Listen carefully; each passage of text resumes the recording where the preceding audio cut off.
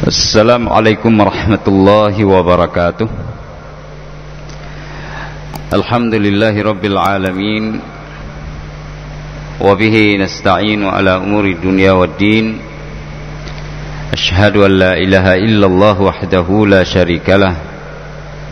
Wa ashhadu anna Muhammadan abduhu wa rasuluhu la nabiyya ba'dah. Allahumma salli wa sallim وبارك على إمام المفسرين قائد المحدثين حجة الفقهاء وقدوة الأولياء وعلى آله وأصحابه الطيبين الطاهرين وبعد. Ma'asyiral muslimin rahimakumullah, pada subuh yang berbahagia ini kita masih diberikan anugerah dan nikmat oleh Allah Subhanahu wa taala. Maka tingkatkan rasa syukur, agungkan Allah Subhanahu wa taala, serta berselawat kepada Nabi sallallahu alaihi wasallam, pada al dan sahabat sekalian. Hadirin yang dirahmati Allah Subhanahu wa taala, pada pertemuan yang lalu kita telah melihat sekilas pandang tentang bulan-bulan yang haram, di mana kita saat ini berada pada bulan, salah satu di antara bulan-bulan haram tersebut. Bulan haram artinya bulan yang penuh dengan kemuliaan, bulan yang tidak diperbolehkan bagi kita sebagai hamba Allah untuk melakukan perbuatan-perbuatan yang tercela. Salah satunya adalah bulan Dzulqa'dah, di mana kita saat ini sedang menjalaninya. Jamaah rahimakumullah, sudah kita bacakan ayat 36 dari surah At-Taubah. Inna iddatasy syuhuri 'indallahi 12 syahra fi kitabillah yauma khalaqas samawati wal ard minha arba'atun hurum. Sesungguhnya bilangan bulan itu di sisi Allah ialah 12 bulan. Pada waktu Allah menciptakan langit dan bumi. Nah, jadi ini adalah berada dalam ketetapan Allah 12 bulan ini. Pada waktu Allah menciptakan langit dan bumi, maka janganlah sesekali kalian menzalimi diri kalian sendiri pada bulan-bulan tersebut. Maksudnya, kalau pada awal-awal jangan saling bertempur, jangan melakukan peperangan. Nah, jemaah rahimakumullah, kita tidak membahas lagi ayat ini secara spesifik karena sudah kita bahas pada pertemuan pada subuh hari Isnin yang telah berlalu, di mana intinya Allah Subhanahu wa taala melarang kita menzalimi diri kita sendiri. Tetapi nanti di akhir ayat Allah menyebutkan faqatilul musyrikina kafatan kama yuqatilunakum kafah. Perangilah orang-orang kafir itu, orang-orang musyrik itu secara keseluruhan atau semuanya, sebagaimana mereka menyerang kalian secara keseluruhan. Nah, di sini apabila terjadi peperangan di mana umat Islam diserang duluan, maka berhak bagi umat Islam untuk membalas peperangan itu. Jadi bukan hanya melakukan defense atau bertahan, tapi boleh melakukan kegiatan-kegiatan yang ofensif. Nah, pertanyaannya jemaah rahimakumullah, apakah pada masa Rasulullah sallallahu alaihi wasallam peperangan seperti ini dan terjadi pada bulan-bulan haram itu pernah dilakukan oleh Rasulullah dan para sahabatnya? Maka jawabannya pernah. Untuk kita ketahui bersama jemaah para pendengar dan juga jemaah subuh yang hadir bersama kita di sini, bahwa peperangan yang Rasulullah sallallahu alaihi wasallam ikut serta di dalam setiap peperangan itu ada 27 peperangan selama hidup Rasulullah sallallahu alaihi wasallam setelah diangkat menjadi nabi dan utusan Allah. Ada 27 peperangan. Nah, peperangan-peperangan ini itu rata-rata kita lihat meskipun di bulan yang berbeda-beda, ada pada bulan Syawal yang paling banyak, ada bulan Rabiul Awal, ada bulan Jumadi, ada pula pada bulan-bulan selain daripada bulan yang kita sebut, dan juga bahkan terjadi di bulan suci Ramadan. Ini saat Rasulullah dan para sahabat sedang di dalam menjalankan ibadah puasa. Nah, dari 27 peperangan yang Rasulullah ikut, 5 diantaranya jemaah rahimakumullah itu terjadi pada bulan-bulan haram ini, di mana ayat tadi mengatakan dan memberikan perintah. Yang dimaksud di sini adalah larangan dan perintah. Larangannya adalah fala tadlimu fihinna anfusakum. Jangan sekali-kali kalian menzalimi diri kalian pada bulan-bulan haram tersebut, yaitu bulan Zulqa'dah, bulan Zulhijjah, bulan Muharram. Ini tiga-tiganya rapat, kemudian terpisah selama 3 bulan, masuklah ke bulan Rajab. Jadi 4 bulan ini adalah bulan-bulan haram, tidak boleh melakukan peperangan terutama sekali, dan kemudian tidak boleh menzalimi diri sendiri karena dosanya lebih besar dan efeknya lebih meluas, baik bagi diri sendiri maupun bagi orang lain dan lingkungan. Nah, karena telah melanggar kehormatan yang syariat ini telah memberikan penghormatan terhadap bulan-bulan tersebut. Nah, sidang jemaah rahimakumullah, ada 5 bulan, ada 5 peperangan maksud kami, yang Rasulullah sallallahu alaihi wasallam terlibat di dalam peperangan itu, dan itu terjadi pada bulan-bulan haram tersebut. Yang pertama sekali adalah Perang Badar. Tetapi Perang Badar ini untuk kita ketahui ada 3 kali peperangan. Ada 3 kali peperangan, namanya itu adalah Perang Badar. Nah, pada waktu yang berbeda-beda. Perang Badar yang kita maksudkan di sini adalah Ghazwatu Badri al-Akhirah.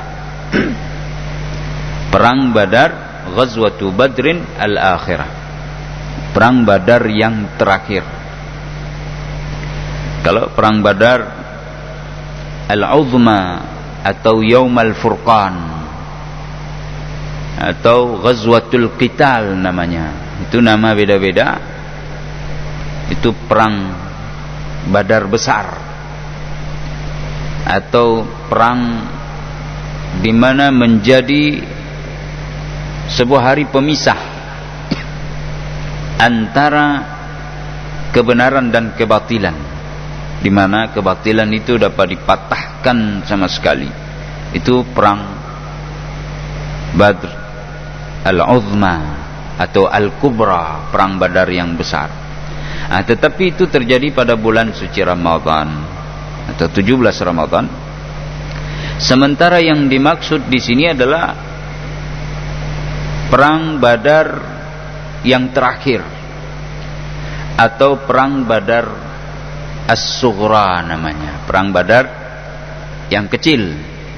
Ini perang Badar As-Sughra ini itu terjadi pada bulan Zulqa'dah tahun ke-4 Hijriah. Bulan Zulqa'dah tahun ke-4 Hijriah. Sementara perang Badar yang Al-Uzma atau Al-Kubra atau Qital, bisa juga namanya Ghazwatu Al-Qital, perang maksudnya begitu ya, Badar, peperangan Badar gitu. Itu terjadi pada bulan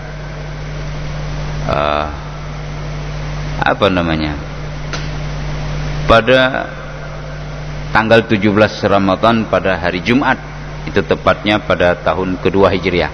Jadi yang kita maksud terjadi pada bulan Zulqa'dah ini 4 tahun setelah perang Badar yang besar.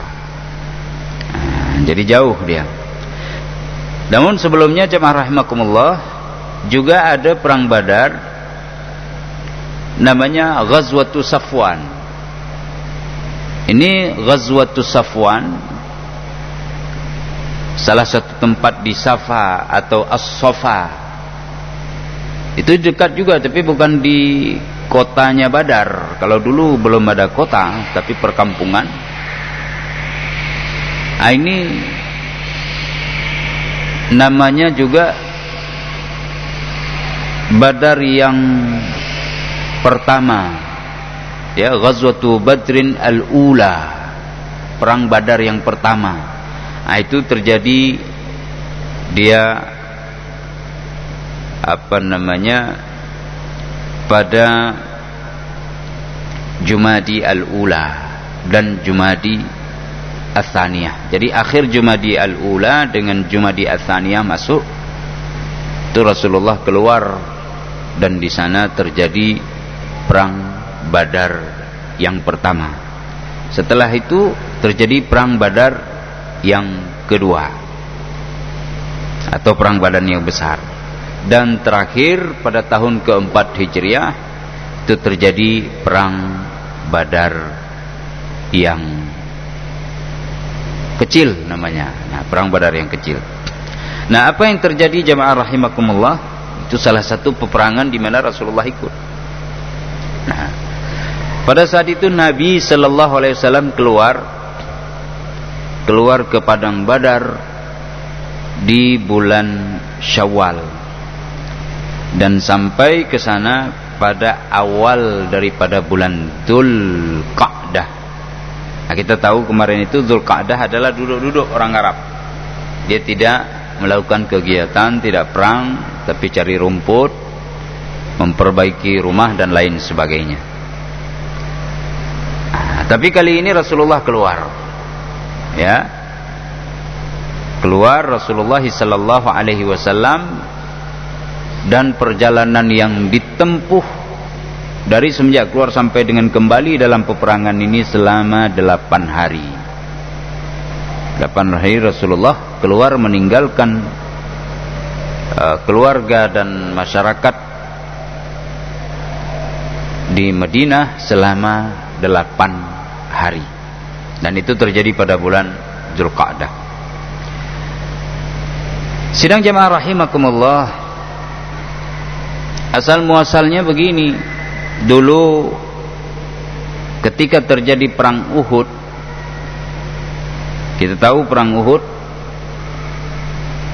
sahabat dan Rasulullah SAW mendapatkan kerugian karena ketidakpatuhan beberapa kesatria pemanah yang ada di Bukit Ruma, sehingga kocar-kacir pasukan Islam, dan orang-orang kafir musyrik mengira Nabi sallallahu alaihi wasallam telah tewas di dalam peperangan itu. Ketika mereka berangkat meninggalkan medan Uhud, Abu Sufyan memberikan ancaman kepada para sahabat. Ingatlah kalian, kita akan bertemu kembali. Ini perang Uhud tahun ke-3 Hijriah. Kita akan bertemu kembali di padang Badar pada saat terjadinya transaksi perniagaan di sana. Kami tunggu kalian di sana.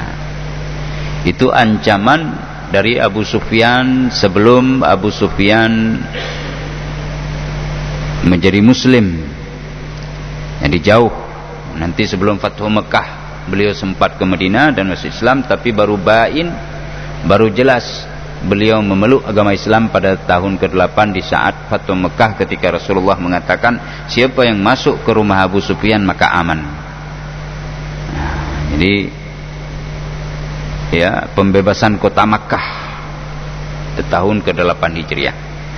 Nah jemaah rahimakumullah, Abu Sufyan menantang, kalian akan kami tunggu dan kami akan hancurkan kalian, hai orang-orang muslim, pada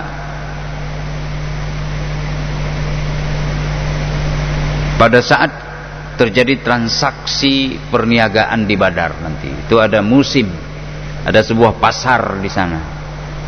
Nah, jadi dekat Badar itu ada pasar, terjadi perniagaan. Sidang jamaah rahimakumullah dan pendengar di rumah,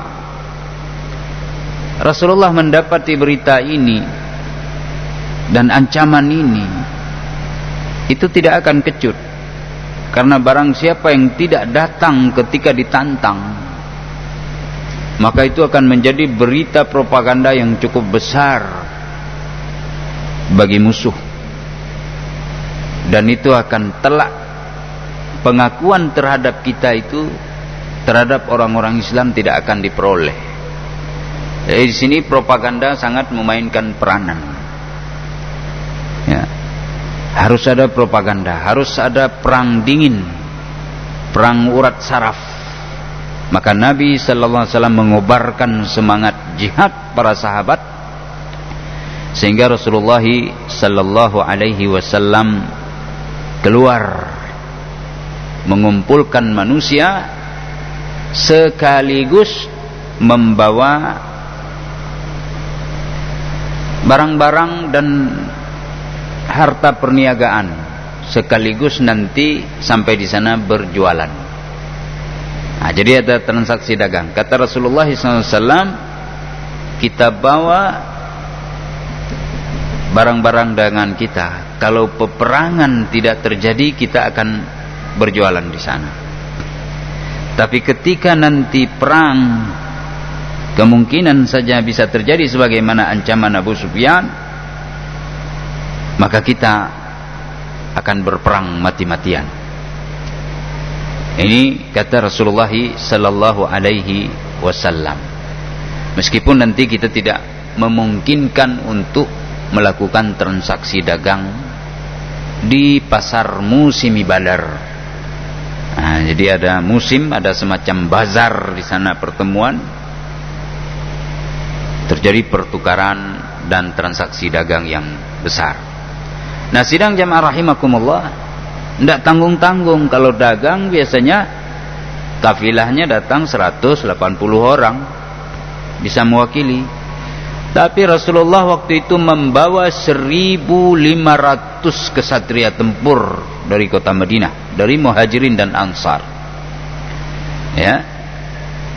Nah, jadi ada 1.500 kesatria dan ada para penunggang kuda, kesatria berkuda atau pasukan infanterinya itu 10 ekor kuda, dikendarai oleh orang-orang tangguh yang punya semangat juang yang tinggi, itu 10. Sementara orang-orang kafir yang dipimpin oleh Abu Sufyan waktu itu telah bersiap dengan 2000 pasukan tempur dan dilengkapi dengan 50 personil pasukan infanteri. Pasukan infanteri itu dia berkuda. Nah, jadi sangat sulit untuk dikalahkan. Satu pasukan infanteri itu dengan kemahiran tempur dan strategi berkudanya itu mampu mengalahkan hingga 100 orang yang lain. Nah, jadi kalau di sana itu sangat ditakuti pada masanya. Kita juga disuguhkan peperangan-peperangan yang besar setelah itu, seperti peperangan Yarmu, ya, perang Mu'tah, ya, ketika menyerang orang-orang bangsa Romawi. Itu 3 jenderal komandan atau jenderal pemimpin perang Islam syahid di dalam medan pertempuran, sehingga nanti dipegang benderanya oleh Khalid ibn al-Walid, Saifun min suyufillah, ya, 9 buah pedang Khalid patah dalam peperangan itu. Tak tanggung-tanggung 200.000 lawan dari pasukan orang-orang kafir, 100.000 bangsa Romawi dan 100.000 dari suku Badui Arab yang bergabung kepada bangsa Romawi. Sementara umat Islam pasukannya hanya terdiri dari 3.000 personil. Nah, 3.000 personil. Ada yang mengatakan 12.000. Tapi masyhur 3.000. Bagaimana 3.000 bisa melawan 200.000? Tapi begitulah Allah memberikan kekuatan kepada umat Islam. Jadi dalam perang Badar al-Akhirah ini, atau namanya Badar yang terakhir atau Badar kecil, perang Badar kecil pada tahun keempat Hijriah terjadi pada bulan Zulqa'dah. Rasulullah keluar dengan 1.500 personil pasukan dan terdapat 10 pasukan infanteri berkuda. Sementara musuh 2.000 personil, 50 diantaranya berkuda. Sidang jamaah rahimakumullah,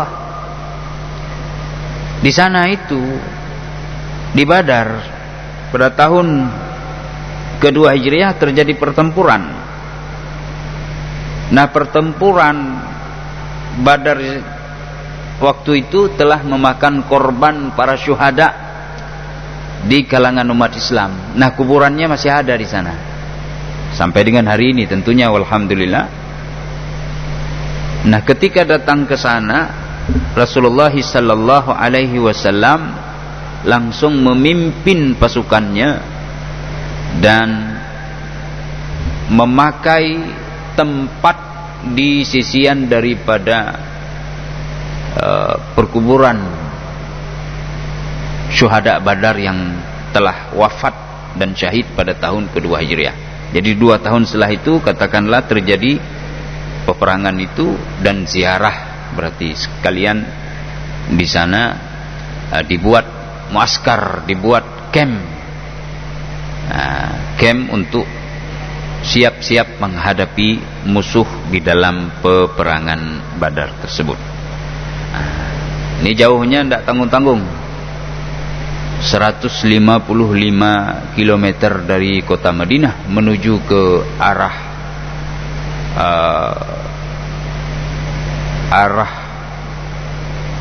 barat, ya, arah barat daripada kota Madinah, 155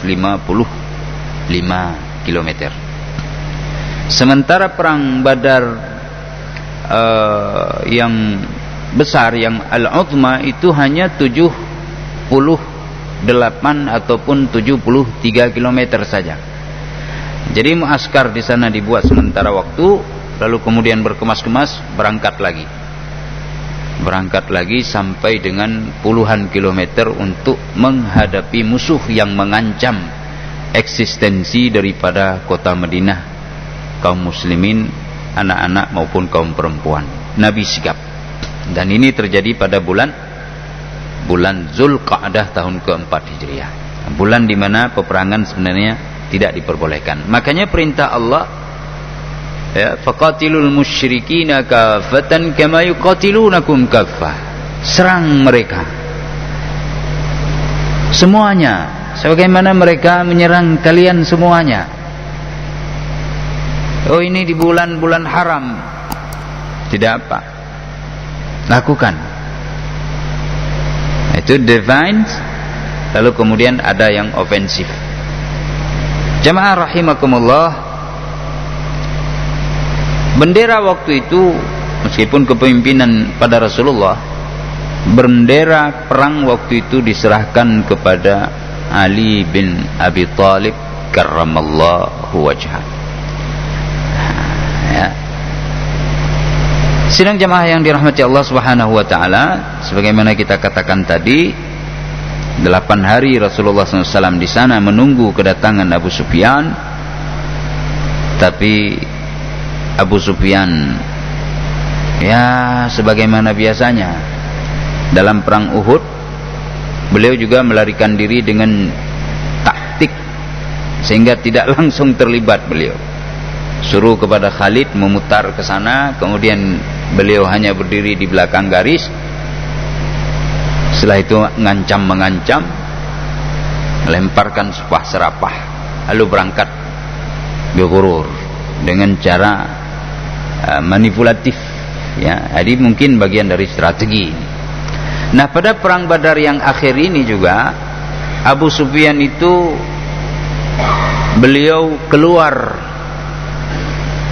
tidak jadi lagi masuk ke dalam pasar Badar di mana terjadi musim at-tijariyah. Di sana terjadi transaksi dagang karena takut kepada Nabi dan pasukannya, padahal mereka 2000 personil dan dilengkapi dengan 50 pasukan berkuda. Mereka keluar daripada Mordahran mencari tempat yang lain, membelok, kemudian melarikan diri karena sangat-sangat takut kepada pasukan Rasulullah sallallahu alaihi wasallam. Tapi kembali, supaya tidak dicap sebagai pengecut oleh pasukan dan kaumnya, dia menyebarkan berita. Waktu itu belum masuk Islam. Dia menyebarkan berita bahwa kami bukan takut, tetapi ini adalah musim yang tidak menguntungkan, musim yang penuh dengan kelaparan dan penceklik, juga masa kemarau, tidak cocok kita berperang kali ini, ada waktu lain nanti. Itu dikobarkan dan disampaikan berita ini sehingga Abu Sufyan tidak dicap sebagai pengecut menghadapi pasukan Nabi sallallahu alaihi wasallam. Hadirin yang dirahmati Allah, ini baru satu perang. Apa hasil dari perang itu? Berarti tidak sempat beradu pedang, tidak sempat beradu fisik. Hanya saja Abu Sufyan dan pasukannya yang berjumlah 2000 personil melarikan diri. Bahkan mereka pun tidak sempat terlibat dalam transaksi pasar. Saya ulangi, orang-orang dari kafir Quraisy, kafir musyrikin Mekah, itu tidak sempat ikut serta di dalam transaksi dagang di sana, ya, tidak sempat. Dan waktu itu pasukan kaum muslimin mendapatkan keuntungan berlipat-lipat karena tidak ada kompetitor di dalam perdagangan yang terjadi pada masa itu, yaitu pada masa di sini adalah musim perniagaan di Badar. Maka oleh karena itu di dalam Islam kalau kita lihat banyak pertempuran terjadi, baik masa Rasulullah, masa sahabat ataupun masa setelah itu, dari masa kerajaan-kerajaan Islam, itu karena terjadi perebutan pasar.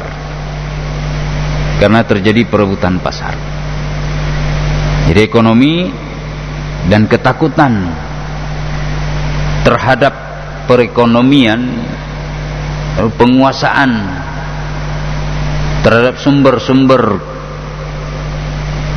kekayaan perdagangan itu menjadi faktor yang memicu peperangan besar terjadi di dalam dunia ini.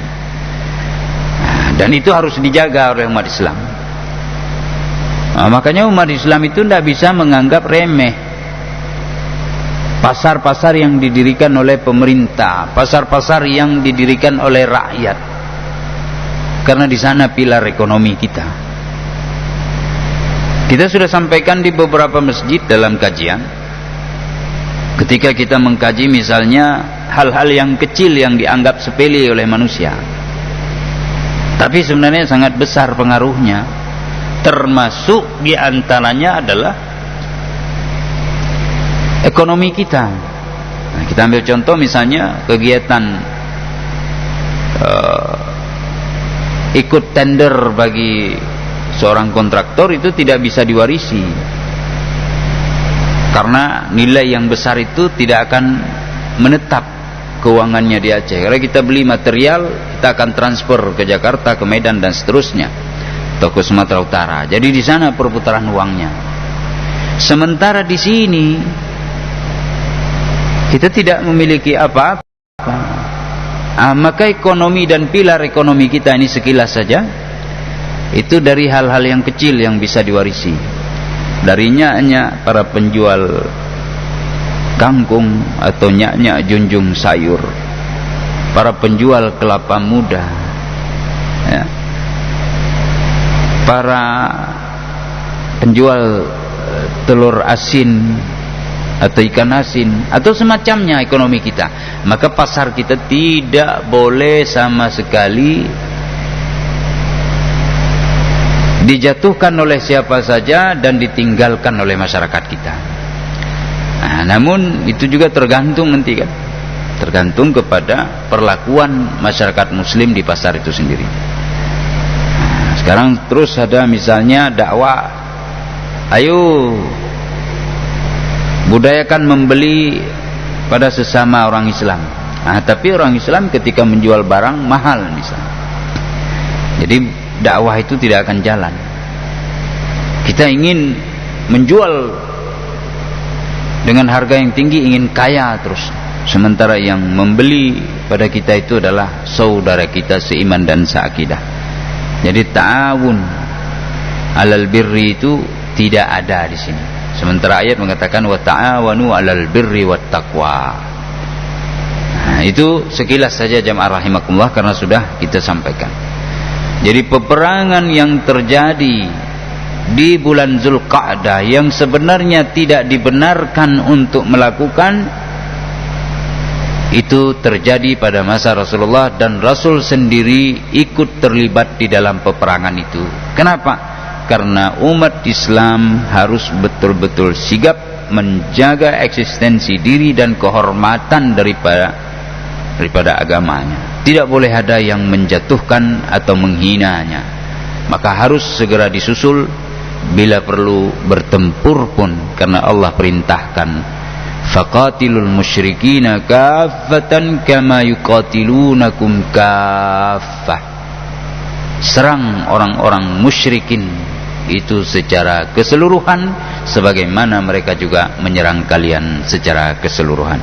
Nah, ini salah satu dari 5 pertempuran. Insyaallah pada pertemuan yang akan datang kita bisa menyampaikan insyaallah 4 pertempuran lainnya.